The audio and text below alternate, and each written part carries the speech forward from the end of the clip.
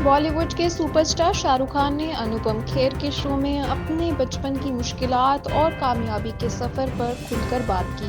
उन्होंने अपने वालिदैन के साथ गुजरने वाले दिनों और गुर्बत के बावजूद आगे बढ़ने की जदोजहद को याद करते हुए बताया कि वो कैसे एक आम से घराने से निकलकर दुनिया के सबसे बड़े फिल्मी सितारों में शुमार होने लगे। शाहरुख खान ने बताया कि बचपन में घर के माली हालात बहुत मुश्किल थे। हम 4 लोग थे और खाने के लिए दाल में पानी ज्यादा डालना पड़ता था ताकि सबके लिए काफी हो जाए। उनका कहना था कि उस वक्त शायद किसी को ये यकीन भी नहीं था कि मैं एक दिन इतनी बड़ी कामयाबी हासिल कर पाऊंगा, लेकिन मेहनत और लगन के साथ कुछ भी मुमकिन हो सकता है। अदाकार ने हंसते हुए कहा कि अगर एक ऐसा शख्स जो ना ज्यादा खूबसूरत हो और ना ही बहुत ज़हीन हो वो भी कामयाबी हासिल कर सकता है तो फिर हर किसी के लिए ये मुमकिन है। उन्होंने बचपन को सबसे खूबसूरत दौर करार देते हुए कहा कि जब मैं छोटा था तो हमेशा सोचता था कि कब बड़ा होऊंगा, लेकिन आज जब मैं बड़ा हो गया हूँ तो ख्वाहिश होती है कि काश वो मासूमियत और सादगी वाला वक्त वापस आ जाए। ख्याल रहे कि शाहरुख खान के वालिद और वालिदा का ताल्लुक पेशावर से था और वह बचपन में ही वालिदैन के साए से महरूम हो गए थे।